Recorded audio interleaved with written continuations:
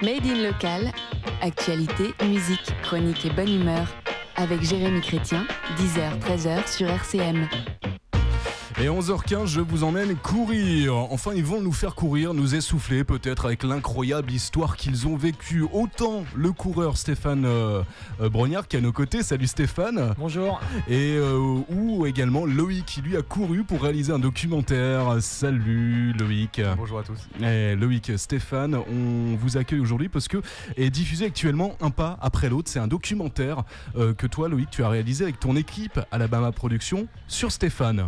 Voilà, c'est ça. Bon, on était venu, je crois, au mois de février, te rencontrer sur RCM pour parler un petit peu du projet. Tu cherchais des sous pour le réaliser. On cherchait des financements, on a réussi à collecter un Ulule, du coup, un financement participatif, voilà, sur internet, et du coup ça nous a permis d'aller à Madagascar, en Italie et à l'Ultra Trail du Mont Blanc pour terminer donc ce documentaire de 52 minutes, voilà, qui est diffusé en ce moment sur Montagne TV jusque dimanche. Et on parlera de cette rencontre avec Montagne TV. Comment on fait d'ailleurs quand on est jeune réalisateur pour être diffusé sur une chaîne la TNT? Mais ce qui nous intéresse, c'est Stéphane Brognard, parce que je vous promets, là il nous essouffle. En 30 secondes vous serez fatigué. Stéphane, l'Ultra Trail, c'est une sacrée discipline, c'est un sacerdoce.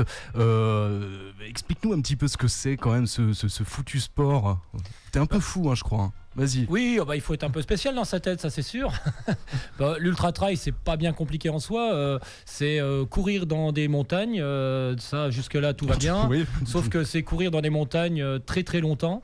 Et là, c'est là où ça complique la chose. C'est pas forcément à des vitesses très impressionnantes, parce qu'en gros, comme là, l'ultra trail du Mont Blanc, je l'ai fait entre 7 et 8 km/h de moyenne. Je pense qu'on est tous capables de courir à 7-8 km/h de moyenne. C'est vraiment pas très compliqué. Le seul petit hic, c'est qu'on le fait très très longtemps sur des distances entre 100 et 150 km. Oui, voilà, d'affilée, on s'arrête pas. Non, parce qu'on s'arrête pas, parce que si tu t'arrêtes, la ligne d'arrivée elle est encore plus loin, elle dure encore plus longtemps pour y arriver, et que là du coup ça se passe impeccable. Si tu t'arrêtes pas, si tout va bien, ça dure moins longtemps que les autres, et c'est vrai que pour moi qui suis devant, ça peut paraître plus simple, parce que je m'entraîne aussi pour ça. Ouais. Attention, il y a des personnes des fois qui mettent le double du temps que moi je peux le faire sur un ultra trail. Et là, on peut parler encore d'un autre sport. C'est-à-dire que ces gens qui vont partir pour plus de 40 heures pour faire ce que moi je fais faire en 25 heures, ils partent peut-être dans une difficulté que je sais même pas si je serais capable, moi, de supporter ce que eux ils font. Alors, attends, toi, tu es en train de nous dire que tu cours pendant 25 heures sur 120 km à 7 km/h de moyenne. Toi, tu le fais sans t'arrêter, sans boire, sans manger. L'Ultra Trail du Mont Blanc, on est parti vendredi soir de Chamonix. Je suis revenu 24 heures tout pile après. J'avais fait 170 km, à peu près un peu plus de 9000 mètres, on va dire un peu plus de 3000 étages d'un immeuble. Voilà. Et puis effectivement, alors tu manges tu embarques avec toi un petit peu de quoi te nourrir. On va dire tous les 15-20 km, tu as la possibilité d'avoir un petit ravitaillement. Mais sinon, oui, effectivement, dans les montées très rudes, dures, tu vas marcher. Sinon, je cours, j'évolue, on va dire. Voilà, j'évolue pendant 24 heures. Une petite pause de ci, de là, tu t'assois, tu manges un morceau et tu repars. Mais c'est un temps cumulé qui dépasse pas un quart d'heure d'arrêt sur un ultra trail complet sur 24 heures. Et Loïc, pourquoi avoir eu envie de suivre Stéphane dans ses courses, dans son sport? Oui, en fait, moi j'ai fait un petit peu de course à pied personnellement, et c'est vrai que j'ai été amené à rencontrer Stéphane sur ses entraînements et ses sorties en commun qu'il réalise donc encore tous les mercredis. Et voilà, c'était juste du point de vue sportif, et je l'ai rencontré. Et c'est vrai que la première fois, pour ceux qui connaissent, on faisait une reconnaissance du Trail des Roches, donc il y a à peu près 3 ans. Ouais. Et donc on dit allez, j'ai dit je vais essayer ce parcours, quoi. Et on est monté à la Roche Saint-Martin, donc voilà, je pense que les gens voient à peu près Saint-Dié, tout le monde la voit au-dessus. Et on est arrivé en haut, il nous a dit là c'est la première montée, mais après ça fait que descendre jusqu'à la montée de la Roche d'Annozelle. Donc c'est vrai qu'on est descendu 200 mètres, et puis après ça remontait un peu, on descendait, on remontait, ça redescendait, on remontait. Et je me suis dit, pour lui, ça, il considère pas ça comme de la montée. Donc je me suis dit, il y a un problème, il y a vraiment un décalage. Donc c'est vrai que ça m'a titillé. J'ai revu son résultat sur l'infernal 160 km de Saint-Nabord qu'il a remporté il y a 1 an. Et du coup là, je me suis dit, il y a peut-être quelque chose à faire, parce que voilà, il explose le record, il gagne à 160 km. Donc je me suis dit, on va le rencontrer. On a été faire voilà, une petite session d'images et puis une interview. On s'est dit on va peut-être faire un reportage de 5-10 minutes comme ça pour s'essayer. Et puis c'est vrai qu'au fur et à mesure, on a été sur une course en Auvergne. Voilà, ça s'est bien goupillé. On s'est dit bon, faut qu'on aille au bout. Et du coup, alors, on a mis tous les moyens en œuvre avec l'équipe, c'est important, pour arriver à faire un documentaire de 52 minutes. Voilà, notre premier. Et c'était vraiment une énorme expérience. On a beaucoup appris en 6-7 mois, quoi. Et comment t'as fait pour suivre Stéphane? Parce que je présume, Stéphane, quand tu courais, tu les attendais pas forcément quand il venait de filmer.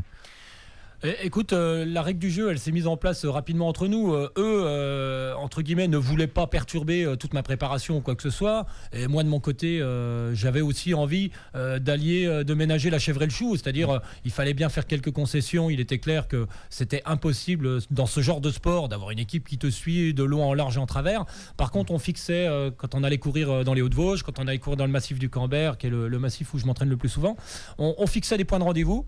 Et à partir de là, ils savaient qu'à tel endroit j'allais passer vers telle heure. Alors ils couraient aux quatre coins du massif, ça n'a pas été facile pour eux non plus, attention, je leur fixais plus ou moins des points de rendez-vous parce que je connais suffisamment bien le massif pour qu'ils y accédaient. Ils prenaient quelques images.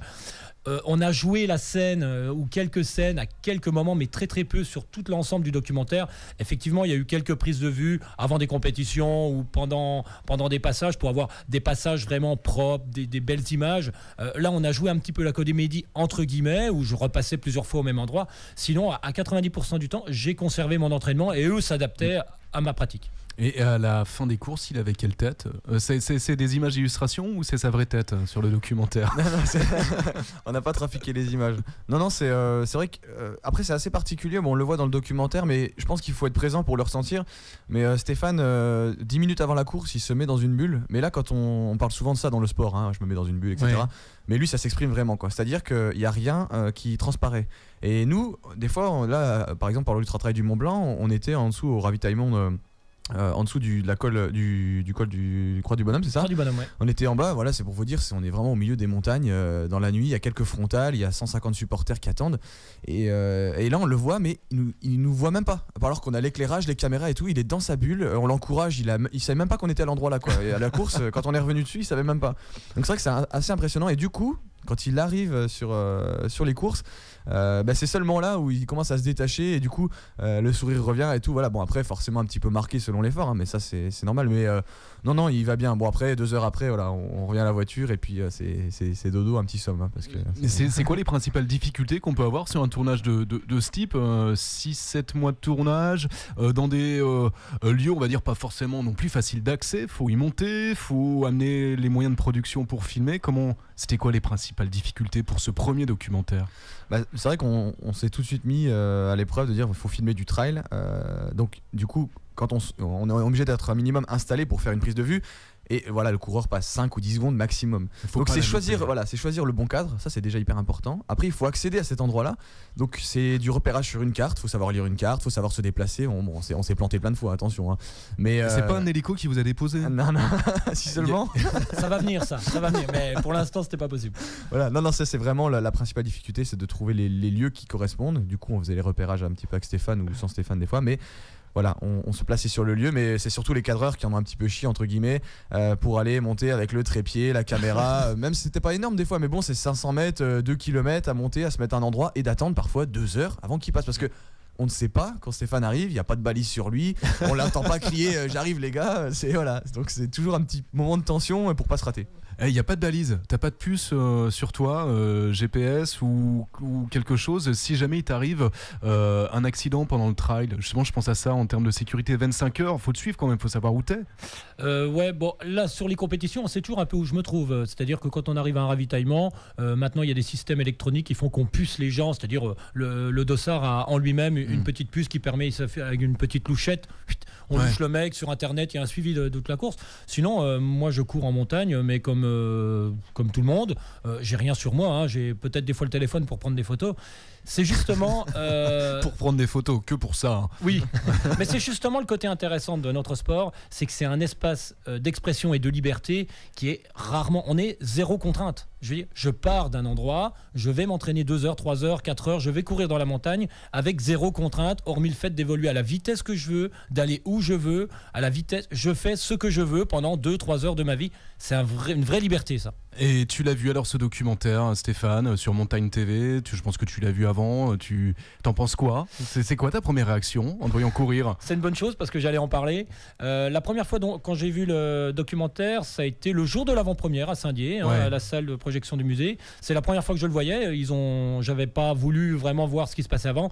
Le premier ressenti, et c'est ce que j'ai dit sur la scène après la projection, c'est que je trouve qu'ils ont tout le ressenti que j'ai moi-même pendant la course, l'image que j'ai de moi-même, elle était vraiment retranscrite à la virgule près. C'est-à-dire qu'ils n'ont pas triché, ils n'ont pas fait jouer les images, ils n'ont pas interprété. Ils sont très très fidèles à ce que je suis, à ma pratique, à tout de A à Z. Et ça, c'est très fort, mais c'est aussi, ça aurait peut-être pas été possible si c'était une équipe de tournage qui était venue de Ticket Toc. C'est-à-dire que là, Ouais. pour être clair avec Loïc, quand même. Vous connaissiez. voilà, on s'est découvert aussi. Ouais, ouais, C'est-à-dire que Loïc était le lien. Après, selon les équipes, ça changeait de tourneur, de cadreur, ça changeait, ainsi de suite. Mais avec Loïc, on a fait une vraie symbiose. Il y a une différence totalement de génération, de façon de voir les choses.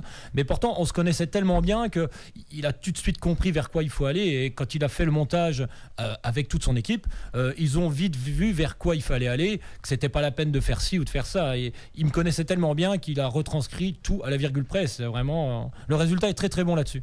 Et Loïc, alors comment on fait pour voir un documentaire qu'on réalise Alabama Productions, c'est ta structure. Vous débutez comme ça, vous aviez commencé aussi avec une association, vous aviez de l'ambition. Aujourd'hui, finalement, le documentaire est diffusé sur une chaîne TNT. Comment on réussit à diffuser sur une chaîne TNT?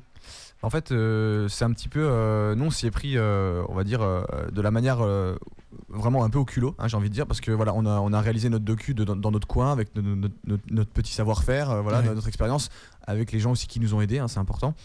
Et ensuite, après, on a été le proposer à des chaînes. Voilà, il se trouve qu'on a rencontré une personne de Montagne TV sur l'Infernal Trail de Saint-Nabord. Et du coup, on lui a montré déjà le trailer. Il nous a dit, ça peut nous intéresser. Et après, bon, voilà, ça s'est fait comme ça. Mais là, en amont, maintenant qu'on est, du coup, on a une structure professionnelle et qu'on veut vraiment postuler être une vraie société de production audiovisuelle, ça se fait en amont le travail. C'est-à-dire qu'avant de tourner le projet, on contacte une chaîne, les chaînes, et on leur dit, voilà, on a ce projet. Ouais. Est-ce que ça vous intéresse? Et là, du coup, pour la saison prochaine sur Stéphane, on a un projet de 6 reportages de 26 minutes qui seront diffusés tous les 2 mois sur Montagne TV normalement. Et du coup, avec cet accord, on va aller chercher les financements chez le CNC, au conseil régional, chez les locaux aussi, parce qu'on veut mettre en valeur les entreprises locales qui voudraient peut-être Ouais. s'attacher un petit peu à l'image de Stéphane, ou voilà, pour faire parler de ça ici, toujours avoir un implant local, mais là, du coup, d'aller un petit peu à l'international pour parler de ce projet et du coup faire des reportages de 26 minutes avec un attrait trail, mais aussi art de vie, parce que Stéphane, c'est pas que du sport, c'est aussi un art de vie qui est assez intéressant, quoi. Et Stéphane, toi tu cours tous les jours par exemple, t'as une discipline d'enfer? Une discipline, non, parce que c'est un mode de vie. Depuis maintenant, ça fait 10 ans que je fais du trail. Bien sûr, avant, je prenais ça comme un sport loisir, comme tout à chacun. Je sortais du travail, j'allais. Et j'ai quitté un petit peu ce monde-là pour arriver vraiment, c'est ma vie, ça fait partie intégrante de ma vie. C'est vraiment ma raison de vivre, c'est mon mode de vie. Qu'est-ce que ça change par rapport à quelqu'un qui a une vie, on va dire, un peu plus normale? Enfin, normale. Qu'est-ce que la normalité? Mais qu'est-ce que ça change par rapport à tout un chacun, ta vie? Là où ça a vraiment changé, c'est le jour où je suis plus parti à l'entraînement et que j'allais courir tous les jours et que je le faisais d'une manière où j'avais pas l'impression d'être obligé de me forcer, où je vais aller m'entraîner parce que j'ai une compétition, parce que je vais courir comme je fais à manger à mes enfants, je vais courir comme je vais aller voir un bon film au cinéma et ainsi de suite. Ça veut dire que c'est quelque chose qui me paraît normal, j'ai pas besoin de fournir d'efforts particuliers pour aller courir. Et ça, c'était quand j'ai franchi ce cap-là, mais il est venu tout seul, tout s'est construit un pas après l'autre, si j'ose dire. Mais c'est le titre du documentaire, on le rappelle. Voilà, un pas après l'autre, et ils l'ont bien choisi. Ils se sont pas concertés, mais c'était vraiment, c'est une bonne idée. C'est exactement ça. C'est-à-dire que voilà, je vais courir comme j'ai une activité. Je ne me force pas à aller courir, et c'est aussi tout ça qui fait que ça fonctionne. C'est-à-dire que quand on y va sous la contrainte, comme on irait au travail, là, ça devient difficile, ça devient compliqué. C'est pas le cas. Dernière question, ce sport-là, vous êtes nombreux à le pratiquer, l'ultra trail en France? Alors, on aimerait avoir une réponse à peu près concrète, sauf qu'il y en a de plus en plus tous les jours. Donc, les chiffres sont faux, forcément. Il y a de plus en plus de compétitions, il y a de plus en plus de pratiquants. Et il y a aussi beaucoup plus de pratiquants qui ne participeront jamais à une compétition et pourtant qui vont aller courir. Ils se lancent un défi entre copains et ils vont aller à 3 traverser le massif des Vosges en courant. Et ainsi de Mais suite. ça représente quoi? C'est une centaine de personnes qui courent en France 300 000 environ. L'équipe Ils magazine estiment- mettait. Voilà. Qui courent l'Ultra Trail? Ah oui. Des Français, il y a Non. 300 000 Français. Non, Le courir- trail.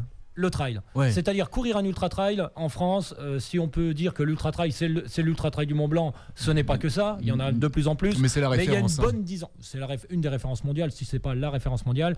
Il y a à peu près une dizaine de vrais ultra trail, on va dire de plus de 120 km en France. En gros, au départ de chacune de ces courses, c'est une centaine de coureurs, pas plus. L'ultra trail du Mont Blanc, c'est 2500 ou 3000 coureurs. Mais sinon, c'est une bonne entre 100 et 500 coureurs par départ de course.